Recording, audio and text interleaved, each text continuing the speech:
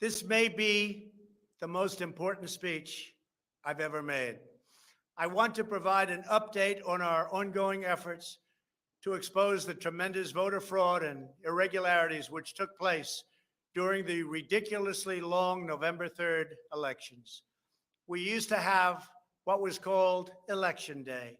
Now we have election days, weeks and months, and lots of bad things happened during this ridiculous period of time, especially when you have to prove almost nothing to exercise our greatest privilege, the right to vote.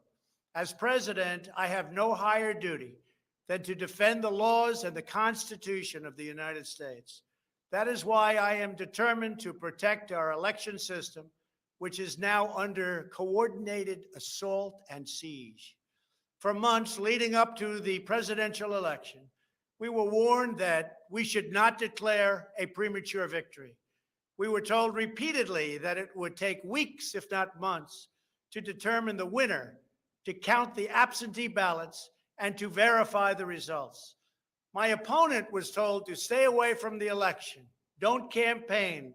We don't need you. We've got it. This election is done. In fact, they were acting like they already knew what the outcome was going to be. They had it covered, and perhaps they did, very sadly for our country. It was all very, very strange. Within days after the election, we witnessed an orchestrated effort to anoint a winner, even while many key states were still being counted. The constitutional process must be allowed to continue.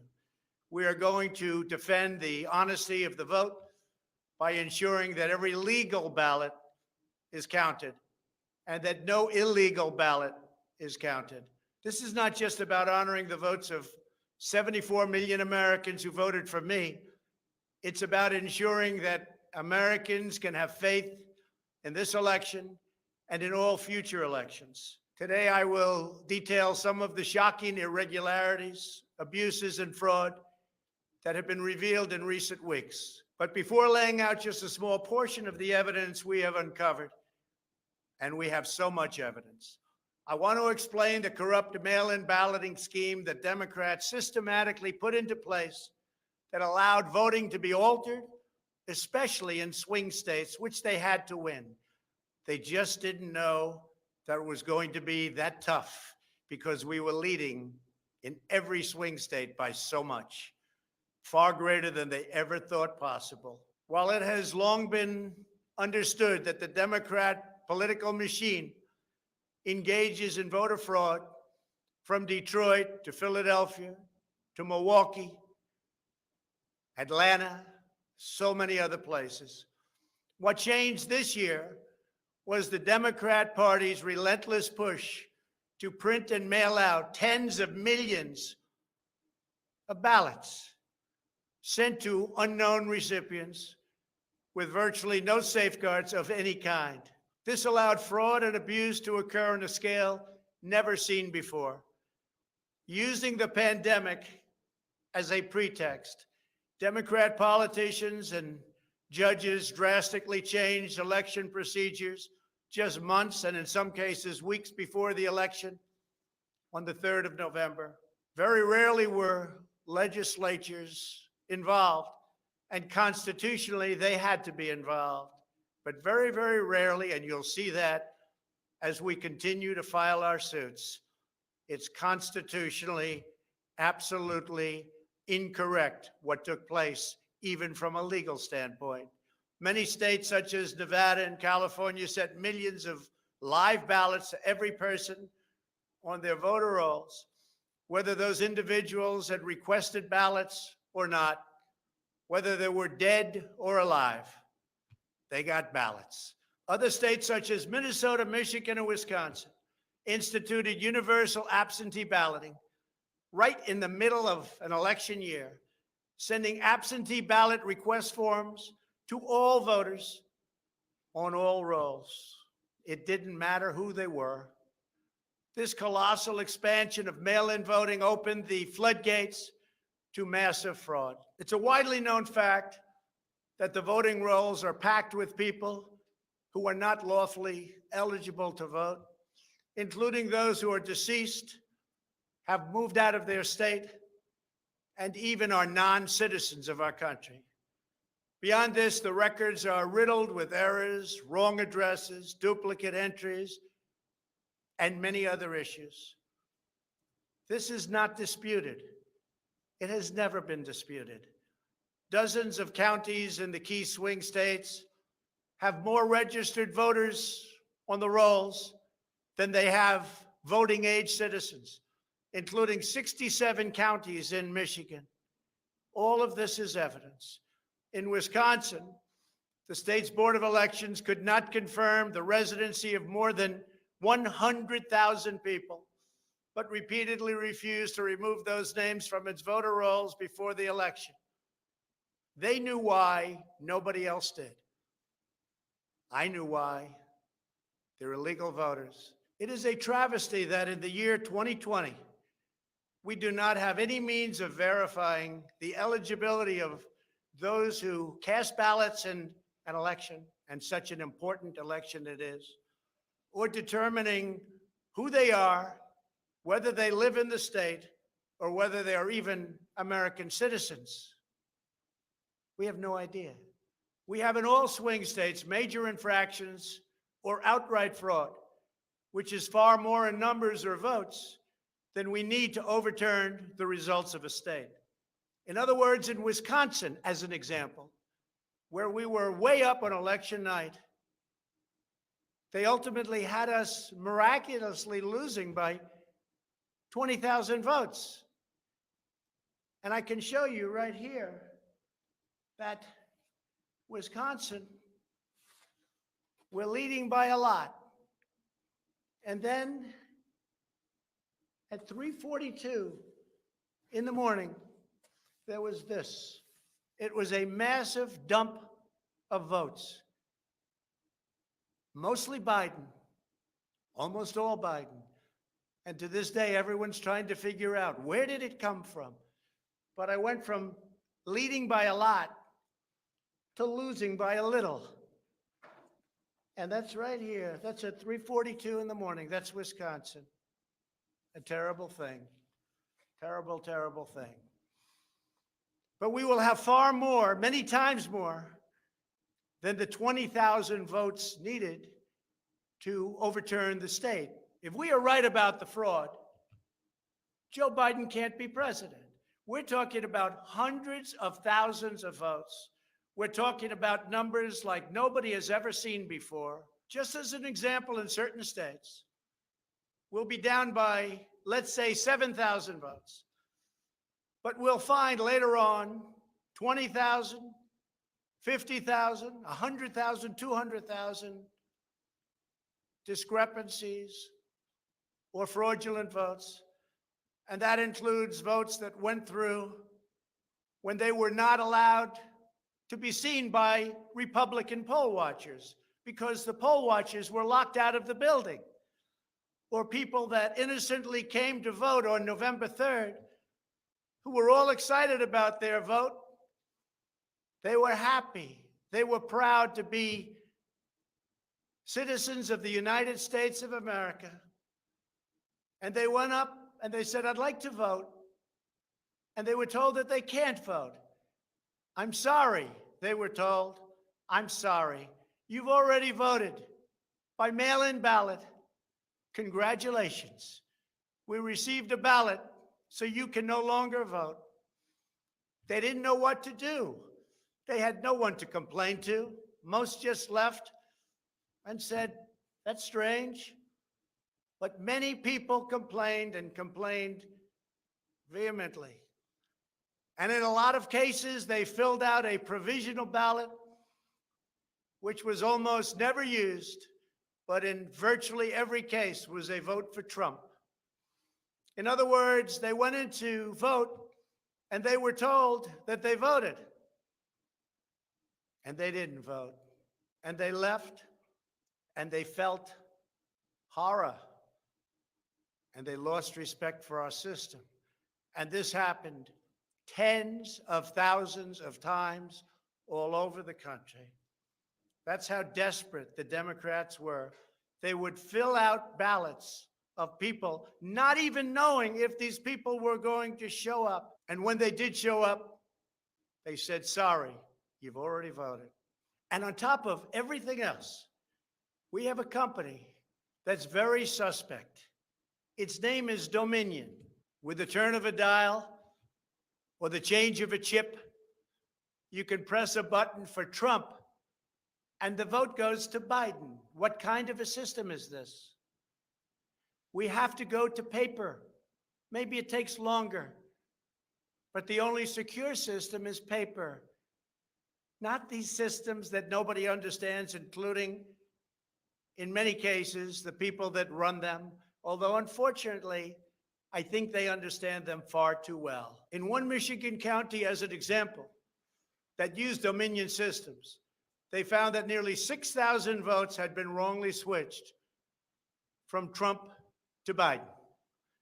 And this is just the tip of the iceberg. This is what we caught. How many didn't we catch? Are there hundreds of other examples throughout the country? Are there thousands? We just got lucky, and they called it a glitch. But we found numerous glitches that evening. 96% of the company's political donations went to Democrats, not surprisingly.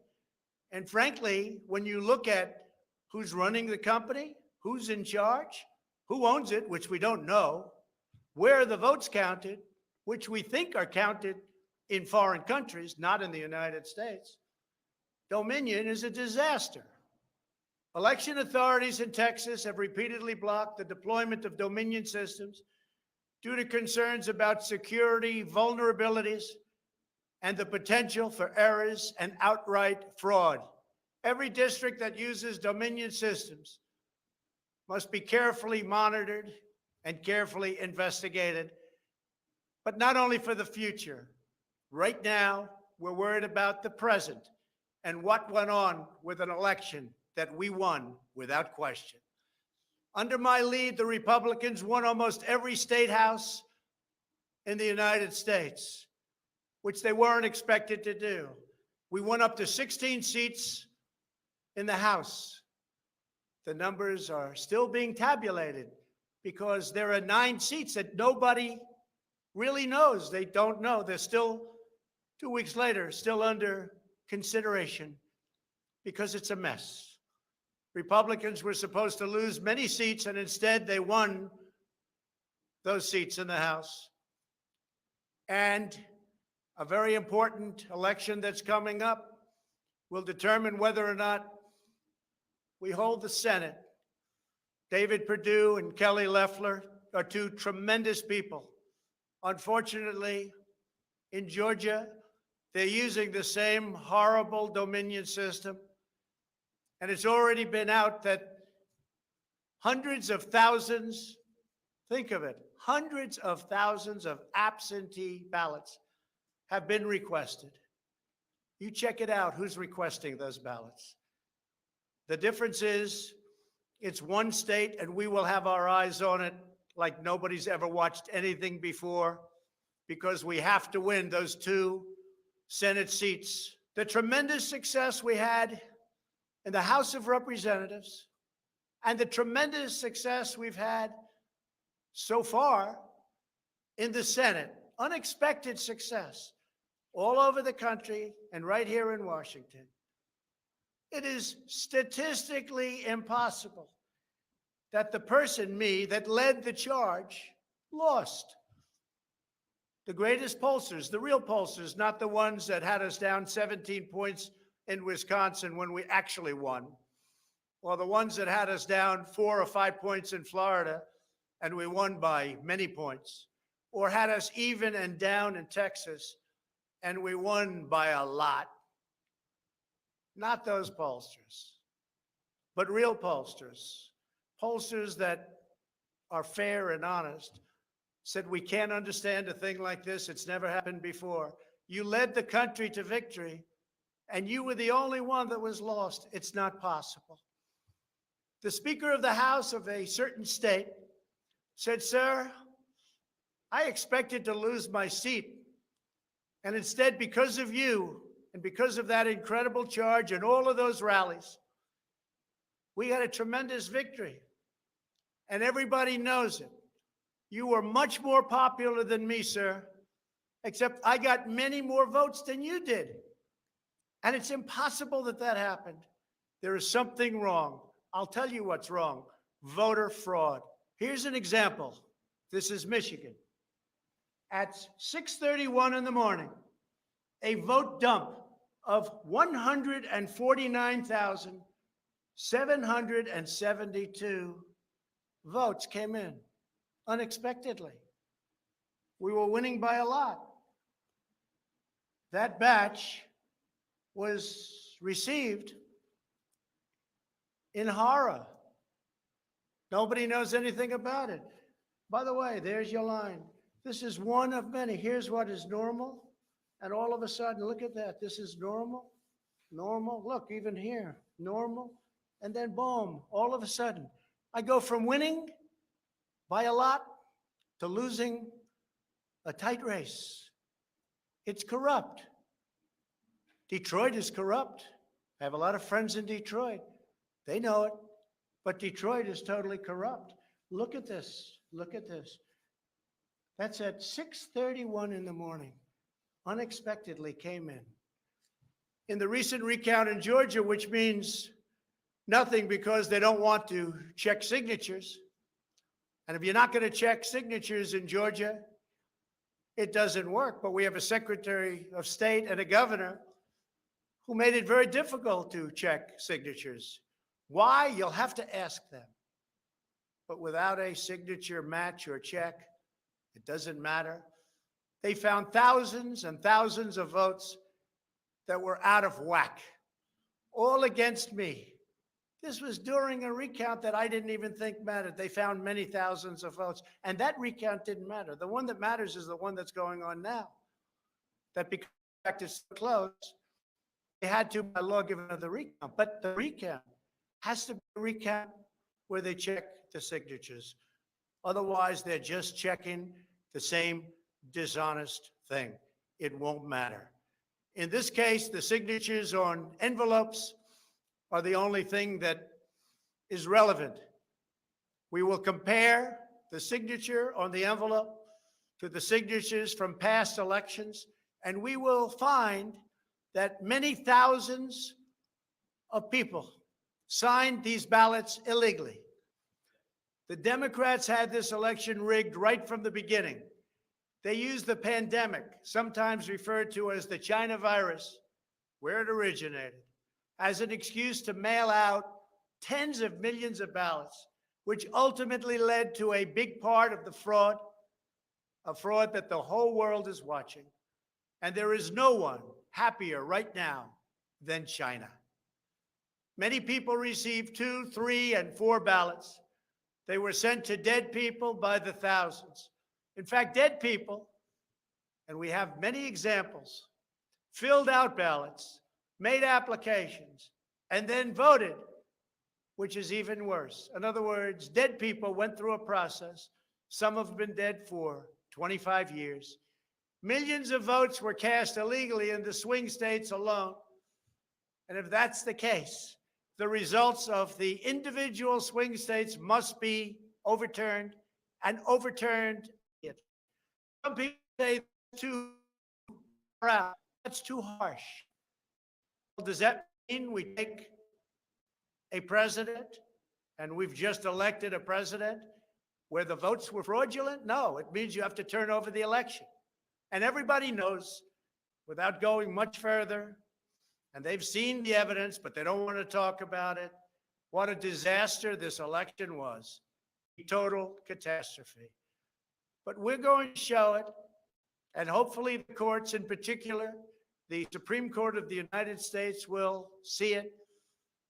And respectfully, hopefully they will do what's right for our country. Because our country cannot live with this kind of an election. We could say, let's go on to the next one. But no, we have to look also at our past. We can't let this happen. Maybe you'll have a revote, but I don't think that's appropriate. When those votes are corrupt, when they're irregular, when they get caught, They're terminated, and I very easily win. In all states, I very easily win these swing states, just like I won them at 10 o'clock in the evening of the election. So we're not looking to show you 25 faulty or fraudulent votes, which don't mean anything because it doesn't overturn the state, or 50 or 100. We're showing you hundreds of thousands, far more than we need, far more than the margin, far more than the law requires. We can show many times what is necessary to win the state. The media knows this, but they don't want to report it. In fact, they outright refuse to even cover it because they know the result if they do. Even what I'm saying now will be demeaned and disparaged, but that's okay. I just keep on going forward because I'm representing 74 million people, and in fact, I'm also representing all of the people that didn't vote for me. The mail-in voting scam is the latest part of their 4-year effort to overturn the results of the 2016 election, and it's been like living in hell. Our opponents have proven many times, again and again, that they will say and do anything to get back into power. The corrupt forces who are registering dead voters and stuffing ballot boxes are the same people who have perpetrated one phony and fraudulent hoax after another. You've been watching it now for 4 years. These entrenched interests oppose our movement because we put America first. They don't put America first. And we're returning power to you, the American people. They don't want America first. They only want power for themselves. They want to make money. That's why they don't want me as your president. I've been investigated from soon after I announced I was running for president, when I immediately went to #1 in the Republican primary polls. The investigations never stopped. They went on for 4 years. And I won them all. I beat them all. Russia, Russia, Russia. The impeachment hoax, and so much more.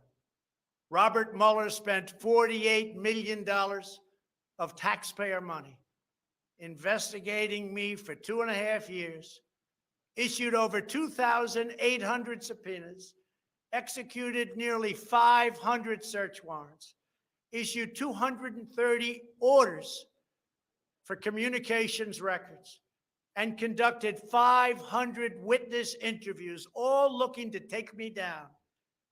There was no collusion in the end, none whatsoever. Senator Marco Rubio, the head of the Senate Intelligence Committee, stated the committee found no evidence that then-candidate Donald Trump or his campaign colluded with the Russian government. And I thank Senator Rubio for that statement. Now I hear that these same people that failed to get me in Washington have sent every piece of information to New York so that they can try to get me there. It's all been gone over and over again. For $48 million, you go through tax returns, you go through everything. The New York Attorney General, who recently ran for office, campaigned without knowing me, stating, "We will join with law enforcement and other attorneys general across this nation in removing this president from office." I never met her. It's important that everybody understand, she said, that the days of Donald Trump are coming to an end. And all it's been is a big investigation in Washington and New York and any place else that can investigate, because that's what they want to do. They want to take not me, but us down. And we can never let them do that. Everything's been looked at. A friend of mine who's very smart said, "You've probably seen more than anybody else. You've probably been investigated more than anybody else. And for you to come out with a clean bill of health makes you probably the cleanest person in this country." Some people in this administration, but fortunately not all, have been beaten down and disparaged. They just disappeared. Nobody knows what happened to them. Why aren't they active? Why aren't they involved? There's so much to be involved in. The corruption is so rampant. They just couldn't take it anymore.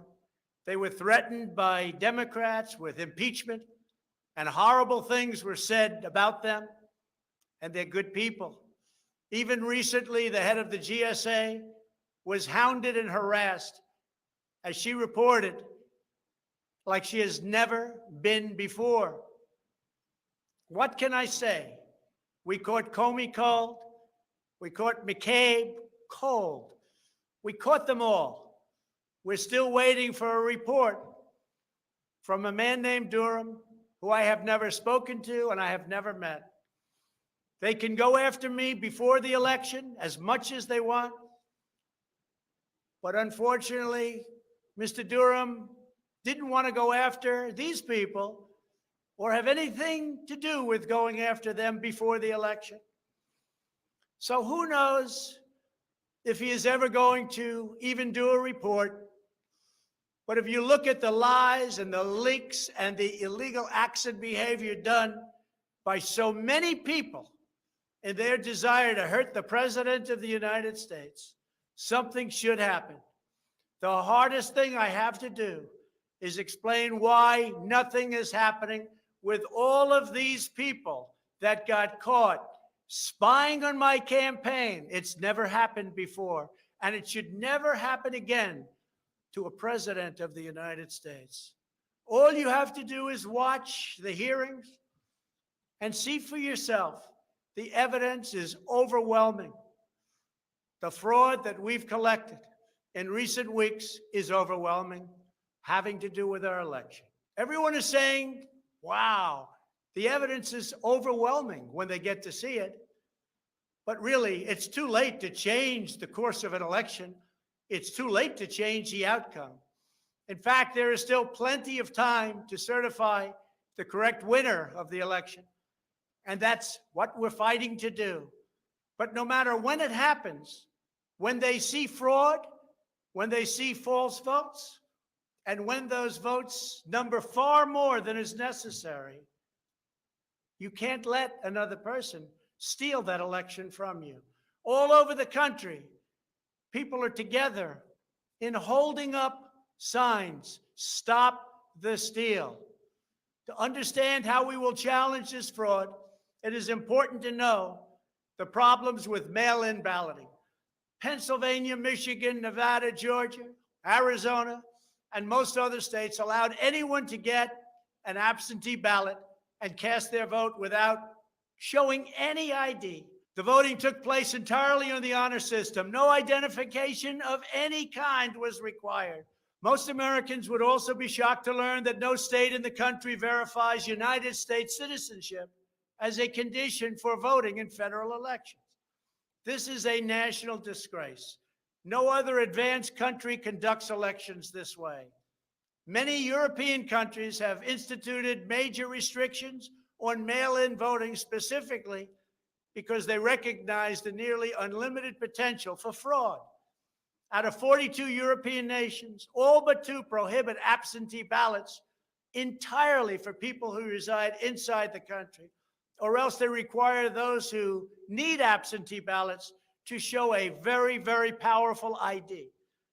Throughout the Democrat effort to dramatically expand mail-in voting, the Democrat Party leaders were also feverishly working to block measures designed to protect against fraud, such as signature verification, residency verification, or voter ID, and citizenship confirmation was almost unthought of that we should ask for it. Can you believe this? These are not the actions of people who want fair elections. These are the actions of people who want to steal elections, who are willing to create fraud. The only conceivable reason why you would block common sense measures to verify legal eligibility for voting is you are trying to encourage, enable, solicit, or carry out fraud. It is important for Americans to understand that these destructive changes to our election laws were not a necessary response to the pandemic. The pandemic simply gave the Democrats an excuse to do what they have been trying to do for many, many years. In fact, the very first bill that House Democrats introduced when Nancy Pelosi became Speaker was an attempt to mandate universal mail-in voting and eliminate measures such as voter ID, which is so necessary. Dramatically eroding the integrity of our elections was the Democrats' #1 priority for a simple reason. They wanted to steal the 2020 presidential election. All of the Democrat efforts to expand mail-in balloting laid the groundwork for the systematic and pervasive fraud that occurred in this election. In Pennsylvania, large amounts of mail-in and absentee ballots were processed illegally and in secret in Philadelphia and Allegheny counties without our observers present. They were not allowed to be present. In fact, they weren't even allowed in the same room. They were thrown out of the building, and they looked from outside in, but they had no way of even seeing because there were no windows, and the windows that were there were boarded up. Democrats even went to the Pennsylvania Supreme Court to block observers from receiving access. There is only one possible reason that the corrupt Democrat political machine would oppose transparency during the vote counting. It's because they know they are hiding illegal activity. It's very simple. This is an egregious, inexcusable, and irreversible harm that stains the entire election. Yet this unprecedented practice of excluding our observers, our vote watchers, as some people call them, occurred in Democrat-run cities and key states all across the nation. Here are just some of the additional facts that we've uncovered. Many voters all across Pennsylvania received 2 ballots in the mail, and many others received mail-in ballots for which they never applied. So many got ballots, they didn't even know what they were for. And again, so many received more than 1 ballot, in some cases more than 2 ballots. And they happened to be, for the most part, Democrats. In Fayette County, Pennsylvania, multiple voters received ballots that were already filled out. They didn't know what happened. In Montgomery County, Pennsylvania, a poll watcher overheard unregistered voters being told to return later to try to vote under a different name. Tens of thousands of voters across Pennsylvania were treated differently based on whether they were Republicans or Democrats. Voters who submitted flawed ballots in some Democrat precincts were notified and asked to fix their ballots, while Republican precincts, and in particular Republican voters, were not so notified, which plainly violates the Equal Protection Clause of the United States Constitution. If you are a Democrat, we're going to fix up your ballot, make sure it's perfect. If you are a Republican, don't even talk about it. In Michigan, a career employee of the city of Detroit witnessed city workers coaching voters to vote straight Democrat while accompanying them to watch who they were voting for, violating the law and the sanctity of the secret ballot. You can't do that. The same worker says she was instructed not to ask for any ID and not to attempt to validate any signatures. She was also told to illegally backdate ballots, many, many ballots, received after the deadline. This is something that is so unconstitutional. And she estimates that thousands and thousands of ballots were improperly backdated by her and many others. Other witnesses in Detroit also saw election officials counting batches of the same ballots many times, as well as illegally duplicating ballots. One observer testified to seeing boxes and boxes of ballots, all bearing the same signature.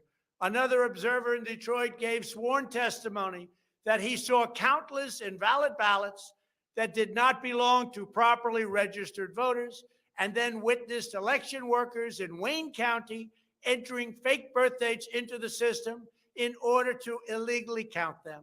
Witnesses have signed sworn affidavits. In other words, you go to jail if you lie, testifying that after election officials announced the last absentee votes had been received, a batch of tens of thousands of ballots arrived, many without envelopes, all voting for Democrats. In Wisconsin, a record number of voters were categorized as indefinitely confined, a status reserved for severely disabled individuals, also for the elderly, that allow them to vote without showing ID. Last year, approximately 70,000 people claimed this status statewide. This year, the number miraculously was nearly 250,000 voters after election officials in Milwaukee and Dane counties, a couple of the most corrupt political places in our country, urged citizens to improperly register under this status. And register they did in levels that don't exist. In Wisconsin, there are approximately 70,000 absentee ballots that do not have matching ballot applications as required by law. In Georgia, 9 observers have testified to seeing countless irregular ballots without the creases or typical markings indicating that the ballots did not arrive in envelopes as required. A poll watcher in Fulton County estimated that approximately 98% of the large number of unusually pristine ballots that she witnessed were for Biden, a highly unusual number. In addition, thousands of uncounted ballots were discovered in Floyd, Fayette, and Walton counties weeks after the election. And these ballots were mostly from Trump voters. They weren't counted. They were from Trump voters. In Detroit, everybody saw the tremendous conflict and the horrible way that the 2 Republican canvassers were treated, so horribly, because they wouldn't vote when they saw that 71% of the precincts didn't balance. And also, there were more votes than there were voters. Think of that. You had more votes than you had voters. That's an easy one to figure. And it's by the thousands. In Arizona, in-person voters whose ballots produced error messages from tabulation machines were told to press a button that resulted in their votes not being counted. Also in Arizona, the Attorney General announced that mail-in ballots had been stolen from mailboxes and hidden under a rock. In Clark County, Nevada, where most of the state's voters reside, the standards for matching a signature using the signature verification machine were intentionally lowered to allow large numbers of ballots to be counted that otherwise would never have passed muster. This machine was set at the lowest level. According to one report, in order to test the process, 9 voters in Clark County cast ballots with intentionally incorrect signatures, and 8 of the 9 ballots were accepted and counted. They said you could sign your name as Santa Claus, and it would be accepted. Last week, the Clark County Commission threw out the results of a local election after the registrar reported finding, quote, discrepancies that we can't explain. Also in Nevada, some voters were entered into a raffle for more than a dozen gift cards worth as much as $250 if they could prove they had voted. This took place on Indian reservations. One of the most significant indications of widespread fraud is the extraordinarily low rejection rates for mail-in ballots in many key states. These are the states that I had to win. In swing state after swing state, the number of ballots rejected has been dramatically lower than what would have been expected based on prior experience. That means years and years of voting. In Georgia, just 0.2%, that's substantially less than 1%, of mail-in ballots have been rejected. In other words, almost none have been rejected. They took everything. Nothing was rejected practically, compared to 6.4% in 2016. And there are those that think that 6.4 was a low number. So think of it. Almost none were rejected. And the previous election, 6.4% were rejected. We have seen similar declines in Pennsylvania, Nevada, and Michigan. Ballots weren't rejected, especially if they happen to be in Democrat areas. These irregularities are inexplicable unless there is a deliberate effort to accept ineligible ballots or fraudulent ballots. In Pennsylvania, the Secretary of State and the state Supreme Court, in essence, abolished signature verification requirements just weeks prior to the election in violation of state law. You're not allowed to do that. It has to be approved by the legislature. A judge can't do it. A state can't do it. An official can't do it. The only one that can do it is the legislature. The reason for this is clear.